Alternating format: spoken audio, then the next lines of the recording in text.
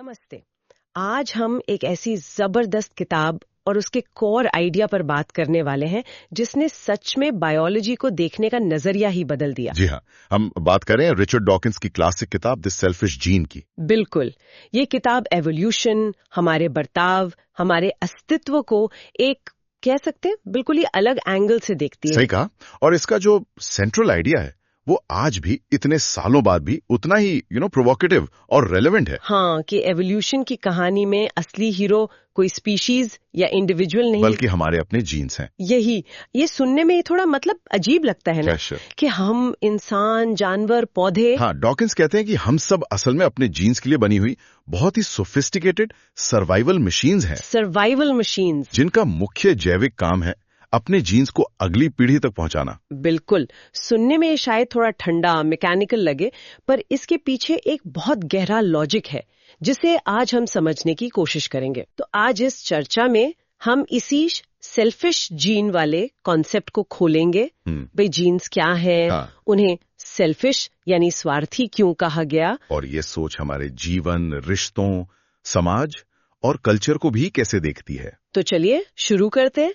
बिल्कुल शुरुआत से चलते हैं, अरबों साल पहले चलते हैं। ठीक है। कल्पना कीजिए पृथ्वी की गर्म पानी से भरा हुआ केमिकल्स का एक सूप। जीवन बिल्कुल नहीं, कुछ नहीं, बस केमिकल्स। हाँ। फिर किसी तरह कुछ खास मॉलिक्यूल्स में एक अजीब सी क्षमता आ गई। वो अपनी नकल बना सकते थे, अपनी कॉपी। अच्छा, खुद ब खुद। हाँ, बस केमिस्ट्री के नियमों के तहत। ये थे पहले रेप्लिकेटर्स, मतलब जैसे कोई पैटर्न जो अपने जैसे और पैटर्न्स बना ले। एग्जैक्टली। 1 से 2 बने, 2 से 4, वो फैलते गए। लेकिन इसमें एक पेंच था। क्या? हर कॉपी एकदम परफेक्ट नहीं होती थी, छोटी मोटी गलतियां होती थीं, वेरिएशंस आते थे। ओह, मतलब कुछ कॉपीज थोड़ी अलग बनती थीं। जी, और यहीं पर नेचुरल सिलेक्शन का खेल शुरू हुआ। कुछ रेप्लिकेटर्स ज्यादा स्टेबल थे, या ज्यादा तेजी से कॉपी बना पाते थे, या कम गलतियां करते थे। तो वो वाले ज्यादा कामयाब हुए, उनकी संख्या बढ़ती गई। बिल्कुल। जो अपनी प्रतियां बनाने में जरा भी बेहतर थे वो धीरे धीरे हावी होते गए, और अरबों सालों के स्लो प्रोसेस से डीएनए बना। हाँ, विकसित हुआ डीएनए, वो कमाल का मॉलिक्यूल जिसमें किसी भी जीव को बनाने और चलाने के सारे इंस्ट्रक्शंस, सारा ब्लूप्रिंट मौजूद होता है। The ultimate replicator. तो डॉकिंस के नजरिए से जीवन असल में डीएनए है, और हम सब पौधे, जानवर, इंसान, हम डीएनए के बनाए हुए व्हीकल्स हैं, वाहन हैं। वाहन किस लिए? उसे सुरक्षित रखने के लिए, और सबसे जरूरी उसे अगली पीढ़ी तक पहुंचाने के लिए, उसकी कॉपीज बनाने में मदद करने के लिए। ये सोचना ही एकदम मन को घुमा देता है। हम खुद को इतना इम्पोर्टेंट समझते हैं, पर इस नजरिए से तो हम अपने डीएनए के लिए बस एक बहुत एडवांस्ड ट्रांसपोर्ट सिस्टम हुए। ये एक पावरफुल पर्सपेक्टिव है, और ये सवाल उठाता है, व्हाई आर पीपल, हम इतने कॉम्प्लेक्स क्यों हैं? हाँ, अगर जीन्स का लक्ष्य सिर्फ अपनी कॉपी बनाना है, तो इतना बड़ा दिमाग, ये भावनाएं, समाज, इसकी क्या जरूरत पड़ गई? देखिए, एवोल्यूशन का कोई सोचा समझा प्लान नहीं होता। ऐसा नहीं है कि वो प्रजाति की भलाई सोचकर काम करता है। अच्छा, तो फिर? वो बस उन ट्रेड्स को, उन गुणों को सिलेक्ट करता है जो उस खास समय में, उस माहौल में जीन्स के सर्वाइवल और रेप्लिकेशन में मदद करें, बस। और इंसान अपने दिमाग, समाज बनाने की क्षमता और खास तौर पर अडेप्टेबिलिटी के साथ जीन्स को फैलाने में अविश्वसनीय रूप से सफल साबित हुए हैं। हमारा ये कॉम्प्लेक्स होना हमारे जीन्स के लिए फायदेमंद रहा है। तो क्या हमारी भावनाएं जैसे प्यार, डर, गुस्सा, ये भी अनजाने में हमारे जीन्स की सर्वाइवल स्ट्रैटेजीज हैं? इस नजरिए से देखें तो हाँ। जैसे प्यार, खासकर जो रोमांटिक लव है, वो जोड़ों को साथ लाता है। हाँ। बच्चों की देखभाल के लिए एक स्टेबल माहौल बनाता है। इससे क्या होता है, उन बच्चों में जो माता पिता की शेयर्ड जीन्स हैं, उनके बचने और आगे बढ़ने की संभावना बढ़ जाती है। और डर हमें खतरों से दूर रखता है, गाड़ी के आगे आने से रोकता है, ऊंचाई से गिरने से बचाता है, मतलब शरीर को सुरक्षित रखता है। और शरीर सुरक्षित तो उसके अंदर के जीन्स भी सुरक्षित। बिल्कुल। ये सुनना शायद थोड़ा अजीब लगे कि इतनी गहरी भावनाएं जेनेटिक सर्वाइवल की स्ट्रैटेजीज हो सकती हैं, पर डॉकिंस का तर्क है कि ये उनके होने का एक मजबूत एवोल्यूशनरी एक्सप्लेनेशन देता है। बात तो सोचने वाली है। और ये बात कि शरीर तो नश्वर है, हम सब एक दिन चले जाते हैं। लेकिन हमारे जीन्स, अगर हम बच्चे पैदा करते हैं तो हमारे जीन्स का आधा हिस्सा उनमें चला जाता है, वो आगे बढ़ते रहते हैं। अच्छा, तो जीन्स एक तरह से अमर हुए। डॉकिंस उन्हें इमॉर्टल कॉइल्स कहते हैं, जैसे कि रिले रेस होती है ना। हाँ, जिसमें रनर बैटन आगे पास करता है। तो शरीर वो रनर है जो थक कर रुक जाता है, और जीन वो बटान है जो अगले रनर को पास कर दिया जाता है और रेस चलती रहती है। वाह, क्या बढ़िया एनालॉजी है। तो एक जीन लाखों सालों से सफर कर रहा हो सकता है, पीढ़ी दर पीढ़ी, अलग अलग शरीरों में। हाँ, इस लिहाज से देखें तो जीन्स लगभग इमॉर्टल हैं, जबकि हम उनके वाहन टेम्परेरी हैं। हमारा मुख्य जैविक मकसद इन्हीं जीन्स को आगे बढ़ाना है। तो हम है द जीन मशीन। डॉकिंस का ये टर्म है, हमारी आंखें, हमारा इम्यून सिस्टम, सब कुछ। ये सब जीन्स के सर्वाइवल टूल्स हैं, उस मशीन के हिस्से हैं जिसे जीन्स ने अपने फायदे के लिए बनाया है। पर ये मशीनें हमेशा शांत तो नहीं रहती। जानवरों में हम लड़ाई झगड़ा देखते हैं, कभी वो बिल्कुल आक्रामक होते हैं, कभी पीछे हट जाते हैं। ऐसा क्यों? यहाँ पर गेम थियरी बहुत काम आती है। डॉकिंस ने इसे समझाया। सोचिए, एक पॉपुलेशन है, उसमें कुछ सदस्य हमेशा लड़ने को तैयार रहते हैं, उन्हें कहें हॉक्स। ठीक है, हॉक्स यानी बाज, आक्रामक। और कुछ सदस्य टकराव से बचते हैं, उन्हें कहें डव्स यानी कबूतर, शांति प्रिय। ओके, हॉक्स और डव्स। अब सोचिए, अगर पॉपुलेशन में सिर्फ हॉक्स हों तो क्या होगा? सब लड़ते रहेंगे, शायद बुरी तरह घायल होंगे, किसी का फायदा नहीं होगा ज्यादा। सही। और अगर सिर्फ डव्स हों तो कोई भी एक हॉक आकर उन पर हावी हो जाएगा, सारे रिसोर्सेज ले लेगा। बिल्कुल। तो ना तो सारे हॉक्स होना अच्छा है, नहीं सारे डव्स। तो फिर स्टेबल स्ट्रैटेजी क्या है? संतुलन। हाँ, संतुलन, जिसे डॉकिंस कहते हैं इवोल्यूशनरीली स्टेबल स्ट्रैटेजी या ESS। ये रणनीतियों का वो मिक्स है या वो कंडीशन है कि अगर ज्यादातर सदस्य उसे अपना लें तो कोई अकेली नई अलग स्ट्रैटेजी उसे एक्सप्लॉइट करके फायदा नहीं उठा सकती। इसका कोई उदाहरण? जैसे भेड़ियों में होता है, वो डोमिनेंस के लिए लड़ते हैं लेकिन अक्सर एक दूसरे को जान से नहीं मारते। हाँ, वो गुर्राते हैं, दांत दिखाते हैं, रिचुअल्स करते हैं। बिल्कुल, ये ताकत का प्रदर्शन है। इससे फैसला हो जाता है कि कौन ज्यादा ताकतवर है बिना जानलेवा लड़ाई के। ये एक ESS है, स्मार्ट तरीके से लड़ना ताकि रिसोर्सेज भी मिले और जीन्स को बेवजह खतरा भी ना हो।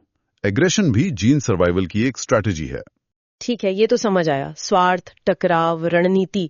लेकिन वो व्यवहार क्यों होता है जो बिल्कुल उल्टा लगता है, निस्वार्थ, एल्ट्रुइज्म?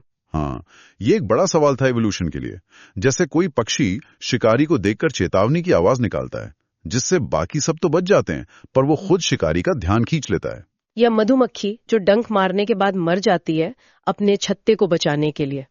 ये तो सेल्फिश जीन थ्योरी के बिल्कुल खिलाफ लगता है। जीन तो स्वार्थी है, उसे अपनी जान क्यों देनी? देखिए, सतह पर ये अल्ट्रुइज्म लगता है, परोपकार। लेकिन डॉकिंस कहते हैं कि जीन लेवल पर यह भी सेल्फिशनेस ही है। वो कैसे? इसे कहते हैं किन सिलेक्शन, यानी रिश्तेदारों का चुनाव। आप अपने करीबी रिश्तेदारों, भाई बहन, बच्चों, माता पिता के साथ बहुत सारे जीन शेयर करते हैं। हाँ, बच्चों और भाई बहन से औसतन 50% जीन्स मिलते हैं। एग्जैक्टली। तो जब एक जानवर अपने भाई या बच्चे को बचाने के लिए अपनी जान जोखिम में डालता है, तो वो असल में क्या कर रहा है? वो उन जीन्स की कॉपीज को बचा रहा है जो उसके अंदर भी हैं। ओह, अच्छा। तो अगर वो खुद मर भी जाए लेकिन उसके 2 भाई बच जाए तो उसके जीन्स का 100% इक्विवेलेंट आगे बढ़ गया। प्रिसाइसली। गणित के हिसाब से जीन के लिए ये एक फायदे का सौदा हो सकता है।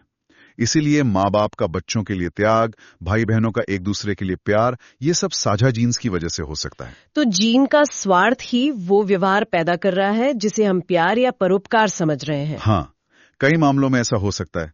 ये एक पावरफुल एक्सप्लेनेशन है फैमिली बॉन्ड्स के लिए। वाह, ये वाकई एक अलग नजरिया है। अच्छा, तो इसी तरह क्या परिवार के अंदर भी कॉन्फ्लिक्ट हो सकता है? आपने बैटल ऑफ द जेनरेशंस का जिक्र किया था। जी हाँ, परिवार सिर्फ प्यार और हार्मोनी की जगह नहीं है, यहाँ हितों का टकराव भी है, जीन लेवल पर। कैसे? माता पिता चाहते हैं कि उनके संसाधन जैसे खाना या देखभाल उनके सब बच्चों में इस तरह बटें कि ज्यादा से ज्यादा बच्चे सर्वाइव करके उनके जीन्स आगे ले जाएं। ये तो ठीक लगता है। लेकिन हर बच्चा वो खुद से 100% रिलेटेड है, अपने भाई बहन से सिर्फ 50%। तो हर बच्चे का जेनेटिक इंटरेस्ट है कि उसे ज्यादा से ज्यादा मिले, भले ही भाई बहन को कम मिले। ओह, जैसे घोंसले में चूजे चिल्लाते हैं, हर कोई माँ का ध्यान और खाना अपनी तरफ खींचना चाहता है। बिल्कुल। वो चीखना सिर्फ भूख का संकेत नहीं, वो एक तरह का साइकोलॉजिकल मैनिपुलेशन भी हो सकता है पेरेंट का। ताकि उसे ज्यादा रिसोर्सेज मिले। पेरेंट को इसमें बैलेंस बनाना पड़ता है। और इंसानों में जो भाई बहन की राइवलरी होती है वो भी शायद इसी गहरे जेनेटिक कॉन्फ्लिक्ट का एक रूप है। ये संभव है। ये हमें सिबलिंग डायनामिक्स को एक और परत से देखने में मदद करता है। और ये टकराव सिर्फ पेरेंट चाइल्ड या सिबलिंग्स में ही नहीं, ये मेल और फीमेल के बीच भी होता है, जिसे डॉकिंस कहते हैं the battle of the sexes. लिंगों का संघर्ष। ये कैसे? अक्सर ज्यादातर प्रजातियों में फीमेल संतान पैदा करने और पालने में ज्यादा बायोलॉजिकल इन्वेस्टमेंट करती है। अंडा बनाना, प्रेगनेंसी, दूध पिलाना, ये सब कॉस्टली है। हाँ, मेल का इन्वेस्टमेंट अक्सर स्पर्म तक ही सीमित हो सकता है। तो यहाँ हितों का टकराव पैदा होता है। फीमेल के लिए हर बच्चा एक बड़ा निवेश है, तो उसकी स्ट्रैटेजी हो सकती है कि वो सबसे अच्छे जीन्स वाले साथी को चुने, या ऐसे साथी को जो रिसोर्सेज लाने या देखभाल में मदद करे, ताकि उसके निवेश का अच्छा रिटर्न मिले। हाँ, जबकि मेल की स्ट्रैटेजी हो सकती है कि वो कम से कम इन्वेस्ट करे और ज्यादा से ज्यादा फीमेल्स के साथ मेट करके अपने जीन्स फैलाएं। ये एक सिंप्लीफिकेशन है, पर ये बेसिक कॉन्फ्लिक्ट कई जगह दिखता है। जैसे मोर के वो शानदार पंख, वो मेल के लिए खतरनाक हैं, शिकारियों को दिख जाते हैं, पर फीमेल्स को वो आकर्षित करते हैं, शायद अच्छे जीन्स का सिग्नल समझकर। तो सेक्सुअल सिलेक्शन उसे बनाए रखता है। और समुद्री घोड़े का उदाहरण भी दिलचस्प है, जहां मेल अंडे अपनी थैली में रखता है। हाँ, वहां रोल्स उलट जाते हैं। मेल ज्यादा इन्वेस्ट कर रहा है तो फीमेल्स उसके लिए कम्पीट करती हैं। तो इंसानों में अट्रैक्शन, जेलसी, लॉयल्टी, बिट्रेयल, ये सब जटिल भावनाएं और व्यवहार, क्या ये भी इसी प्राचीन लैंगिक संघर्ष की मॉडर्न एक्सप्रेशंस हो सकती हैं? ये पर्सपेक्टिव हमें इन चीजों को समझने का एक और फ्रेमवर्क देता है। ये पूरी कहानी नहीं है, जाहिर है कल्चर और चेतना का भी रोल है, पर ये एक इंपॉर्टेंट बायोलॉजिकल अंडरकरेंट हो सकता है। ठीक है, पर अगर रिश्तेदार नहीं है, जान पहचान नहीं है, फिर सहयोग कैसे होता है? अजनबियों की मदद क्यों, दोस्ती क्यों? इसका जवाब डॉकिंस देते हैं रेसिप्रोकल ऑल्ट्रिज्म से, पारस्परिकता। मतलब तुम मेरी मदद करो, मैं तुम्हारी करूंगा। You scratch my back, all scratch yours. Exactly. मैं आज तुम्हारी मदद करता हूँ, खासकर अगर वो मेरे लिए ज्यादा कॉस्टली नहीं है, इस उम्मीद में कि भविष्य में जब मुझे जरूरत पड़ेगी तो तुम मेरी मदद करोगे। इसका कोई उदाहरण है जानवरों में? हाँ, वो वैम्पायर बैट्स का मशहूर उदाहरण है। वो खून चूसते हैं। कभी कभी किसी बैट को खाना नहीं मिलता, वो भूखा रह जाता है। तो जिस बैट ने उस रात पेट भर लिया है, वो अपने भूखे साथी के मुंह में थोड़ा खून रीगर्जिटेट करके उसे दे देता है। अरे, ऐसा क्यों? क्योंकि हो सकता है अगली रात उसे खाना ना मिले, और आज जिस साथी की उसने मदद की थी वो कल उसकी मदद कर दे। ये एक तरह का इंश्योरेंस सिस्टम है। अच्छा, तो ये लॉन्ग टर्म में दोनों के सर्वाइवल के लिए फायदेमंद है। जी हाँ, इंसानी समाज में दोस्ती, भरोसा, एहसान मानना, उधार देना लेना, ये सब इसी सिद्धांत पर आधारित हो सकते हैं। कॉपरेशन भी आखिर में एक फायदेमंद स्वार्थी स्ट्रैटेजी हो सकती है जीन के नजरिए से। ये सब तो बायोलॉजिकल एवोल्यूशन की बात हुई, जीन्स की।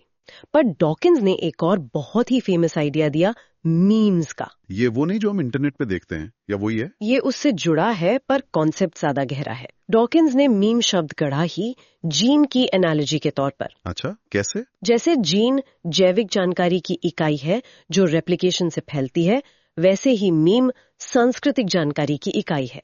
कोई आइडिया, कोई धुन, फैशन, कहावत, कहानी, टेक्नोलॉजी, जो नकल से, इमिटेशन से एक दिमाग से दूसरे दिमाग में फैलती है। बिल्कुल। जैसे कोई कैची ट्यून जो सब गुनगुनाने लगते हैं, या कोई धार्मिक विश्वास, या खाना बनाने का तरीका, या जस्ट डू इट जैसा कोई नारा, ये सब मीम्स हैं। कल्चरल रेप्लिकेटर्स। हाँ, और ये भी जीन्स की तरह ही रेप्लिकेट करते हैं, फैलते हैं। इनमें भी वेरिएशन आता है, ये म्यूटेट करते हैं। और इनमें भी सिलेक्शन होता है। हाँ, जो मीम्स ज्यादा कैची होते हैं, ज्यादा यूजफुल लगते हैं, ज्यादा आसानी से याद रहते हैं, या ज्यादा पावरफुल लोगों से जुड़े होते हैं, वो टिके रहते हैं और फैलते हैं, बाकी खत्म हो जाते हैं। और इंटरनेट ने तो जैसे मीम्स के लिए एकदम परफेक्ट माहौल बना दिया है। चीजें कितनी तेजी से फैलती हैं। बिल्कुल, इंटरनेट मीम्स का इकोसिस्टम बन गया है। ये सोचना कितना फैसिनेटिंग है कि हमारे बहुत सारे विचार, मान्यताएं, आदतें शायद हमारे अपने नहीं हैं। मतलब वो हजारों साल पुराने मीम्स हो सकते हैं, कल्चरल रेप्लिकेटर्स, जो बस हमारे दिमाग को, हमारी कल्चर को अपने वाहन की तरह इस्तेमाल कर रहे हैं फैलने के लिए। वाह, ये तो दिमाग को और घुमाता है। जीन्स हमारे शरीर को चला रहे हैं और मीम्स हमारे दिमाग और कल्चर को। ये डॉकिंस का तर्क है। और जीन्स का असर सिर्फ शरीर या दिमाग तक ही नहीं रुकता। उनका एक और कॉन्सेप्ट है, the extended phenotype. Extended phenotype. Phenotype तो वो होता है जो दिखता है, जीव के गुण। एक्सटेंडेड मतलब जीन्स का प्रभाव शरीर के बाहर की दुनिया पर भी पड़ता है। वो चीजें जो जीव बनाता है वो भी उसके फिनोटाइप का हिस्सा हैं, क्योंकि वो उसके जीन्स के एक्सप्रेशन का नतीजा है और उसके सर्वाइवल में मदद करती हैं। जैसे बीवर जो बांध बनाता है, वो बांध बीवर के शरीर का हिस्सा नहीं है, पर वो उसके जीन्स के इंस्ट्रक्शन से बना है और उसे रहने, खाने और बचने में मदद करता है। या मकड़ी का जाला, पक्षी का घोंसला। बिल्कुल, ये सब एक्सटेंडेड फिनोटाइप के उदाहरण हैं।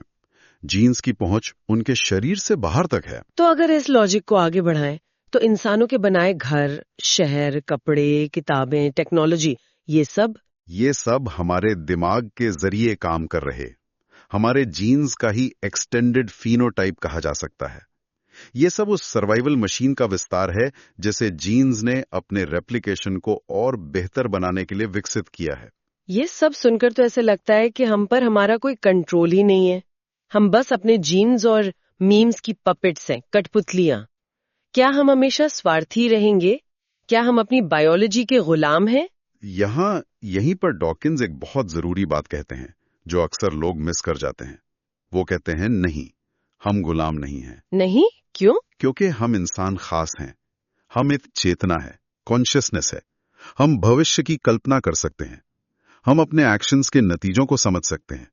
और सबसे बड़ी बात, हम अपनी इस जेनेटिक और मिमेटिक प्रोग्रामिंग को समझ सकते हैं। मतलब ये जानना कि हाँ, हमारे अंदर स्वार्थ की प्रवृत्ति हो सकती है या किन सिलेक्शन की वजह से हम अपनों का पक्ष ले सकते हैं, ये जानना ही हमें पावर देता है। बिल्कुल, क्योंकि अगर हम जानते हैं कि हमारे अंदर ये टेंडेंसीज हैं, तो हम जानबूझकर कॉन्शियसली उनके खिलाफ जाने का फैसला कर सकते हैं। We can rebel against the tyranny of the selfish replicators, जैसा डॉकिंस कहते हैं। हम अपनी बायोलॉजी को समझकर उससे ऊपर उठ सकते हैं। हाँ, हम जानबूझकर काइंडनेस चुन सकते हैं, कोऑपरेशन चुन सकते हैं, भले ही सामने वाला रिश्तेदार ना हो या उससे तुरंत कोई फायदा ना दिखता हो। हम एम्पैथी रख सकते हैं। हम ऐसे समाज, ऐसे कानून, ऐसी नीतियां बना सकते हैं जो कंपटीशन से ज्यादा कंपैशन को, फेयरनेस को महत्व दें। ये एक बहुत होपफुल मैसेज है। हाँ, कि अंडरस्टैंडिंग हमें फ्रीडम दे सकती है। हाँ, द सेल्फिश जीन ये नहीं कहती कि हमें स्वार्थी होना चाहिए। ये बिल्कुल नहीं कहती। वो सिर्फ ये समझाती है कि बायोलॉजिकल वर्ल्ड में सेल्फिशनेस एक फंडामेंटल ड्राइविंग फोर्स क्यों रही है। ये हमें बताती है कि हम कहां से आए हैं, हमारी डीप सीटेड बिहेवियर्स की जड़ें कहां हो सकती हैं। तो अगर संक्षेप में कहें, डॉकिंस का ये नजरिया हमें दिखाता है कि कैसे जीन्स जो बस अपनी कॉपीज बनाना चाहते हैं, अनजाने में ही इस पूरी कॉम्प्लेक्स और अद्भुत बायोलॉजिकल दुनिया को रच सकते हैं। हाँ, जिसमें प्यार, नफरत, सहयोग, धोखा, परिवार, लड़ाई सब कुछ शामिल है। और कैसे हमारे विचार और संस्कृति भी मीम्स के रूप में एक अलग लेवल पर रेप्लिकेट और इवॉल्व हो रहे हैं। लेकिन सबसे क्रूशियल पॉइंट ये है कि हम इंसान इस पूरी प्रक्रिया को समझ सकते हैं। We are the only species on Earth, as far as we know, that can understand where we came from. और यही समझ हमें अपनी डेस्टिनी खुद चुनने की शक्ति देती है। हम सिर्फ अपने जीन्स और मीम्स की विरासत के कैदी नहीं हैं।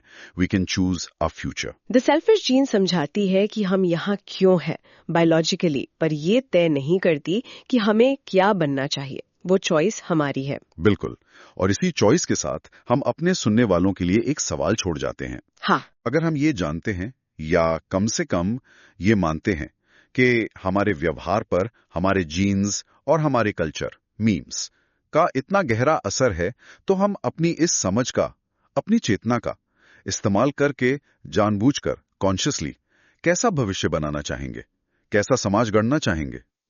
ये वाकई सोचने वाला सवाल है। अपनी प्रोग्रामिंग को जानकर हम क्या प्रोग्राम करना चाहेंगे, इस पे जरूर सोचिएगा।